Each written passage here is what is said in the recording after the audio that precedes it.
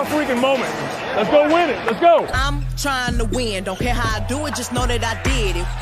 Suns have swept the Denver Nuggets. The Suns are going to the conference finals. I did it, I did it, I did it. A couple years ago, they was writing me off. We got a great team over there, and it's a lot of fun to be a part of it. We're going to keep playing hard. Now we're going to get some rest.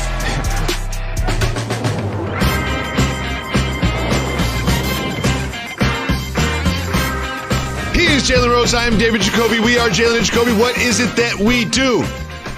We get the people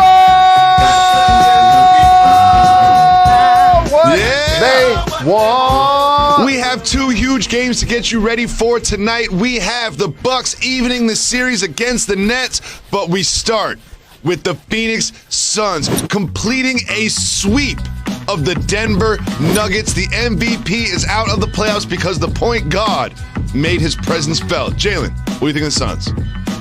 Everybody's got a little light under the sun, under the sun, under the sun. 8-0 in the bubble. Booker was terrific. Monty Williams, talent development with Bridges, with Ayton. You add CP3, you add Crowder. Now all of a sudden, casuals start watching the Phoenix Suns play and they say, CP3 is underrated. Where y'all been? Didn't you just hear Jacoby call him the point god? Don't you see him on a signature commercial more than any NBA player doing and selling insurance as Cliff Paul with his kids for the last decade? Didn't you watch him with the Oklahoma City Thunder? And you know the beauty of his game, Jacoby? What? The lost art of the mid-range. Yep. Actually playing with intellect, high assist, low turnover, getting to your spot like it's a drill. Right elbow, bang, zigzag, single pick off the top, bang, staggered screen off the top, right elbow, bang. And I notice a common denominator. The MVP is the second screener. Jokic, the stretch mark 5, who became the MVP, our king. He was involved in the action. He was featured in the action. You know what he did? He got frustrated. He got frustrated watching Chris Paul score 37 points without making a three, without attempting a three, a point guard doing that.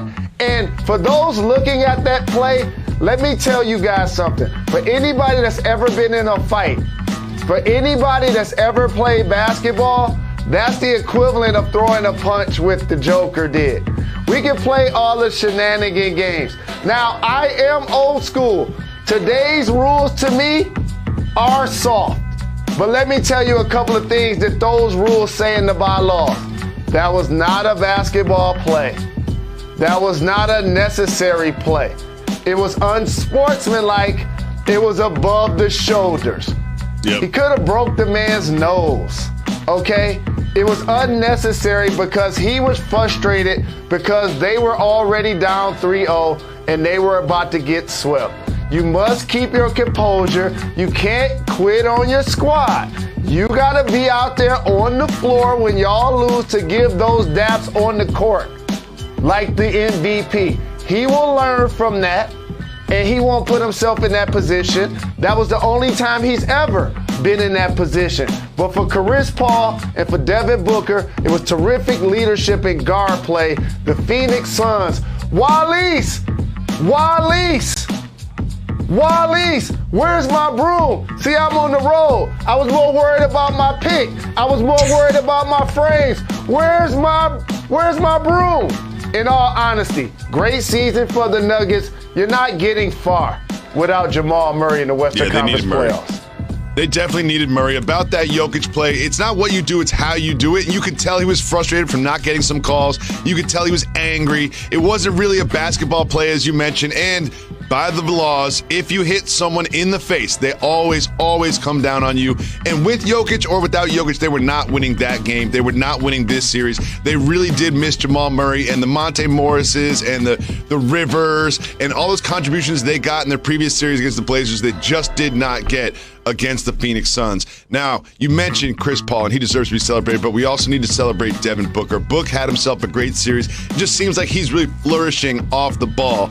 And you have him as one of your top 5 under 25. What made you do this list, and where do you have Booker on it? Here's the beauty of Booker on being on any list.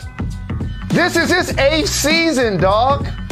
He's on an under 25 list, is already have a 70-point game, is in the conference finals as a sweep, and he's still under 25 years of age. Luka Doncic, he just solidified himself to me as just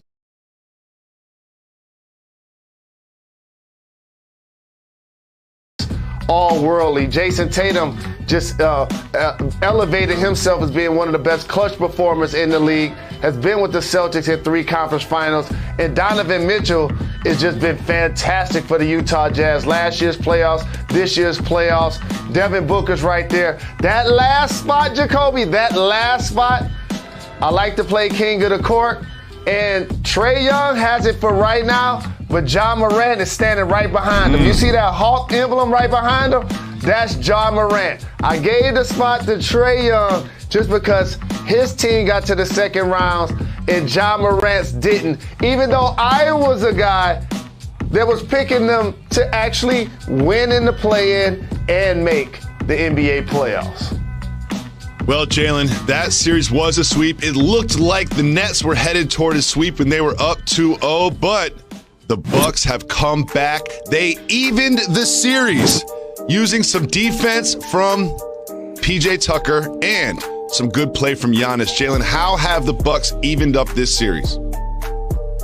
This time of the year, the catalysts are your superstars, and Giannis continued to attack the paint without settling. It's easier to do it when your team is getting stops and or rebounds, so he get plays like this in transition, broken floor situations where they don't get a chance to truly form a wall, and that's why he had a career high in the paint with points. So it starts with Giannis. But the second thing I want to say, I want to go to PJ Tucker. Yep. See, in the first game, he had 0 points, but his plus minus was 11, plus 11. He played fantastic. Drew Holiday only had 9 points in the previous game. He actually was fantastic. And you know how they were fantastic? Defensively. I have never seen anybody guard Kevin Durant this well. I know they weren't necessarily, they were planning for Harden to be out, weren't planning for Kyrie to be out, so their offense got a little stagnant and tried to force it to KD. But he was picking them up 94 feet sometime. He was forcing them to the left side sometime. He was getting underneath them. I saw him contesting shots. I saw him block. When the last time you seen somebody block one of Kevin Durant's shots? A jump I know shot. they called the foul, but it wasn't a foul. It wasn't a foul. You can do that when you're familiar with a guy, you're really up on him, and you taking away his airspace, and then right there when you do it, KD tries to get the contact, and you frustrate an all-time great player. So PJ Tucker, who would have thought that he'd go into a playoff game and make more three-pointers than Kevin Durant? He was outstanding. He played great defense. However, the story of this game is the Kyrie Irving injury. As you mentioned, they knew they were going to be without James Harden, who is progressing according to Steve Nash. But now we have Kyrie Irving out, and they put everything on KD. Jalen, couple things. Number one, can the Nets win Game 5 without Harden or Kyrie Irving? And do you think there will be some discipline from Giannis because of him not allowing Irving to land?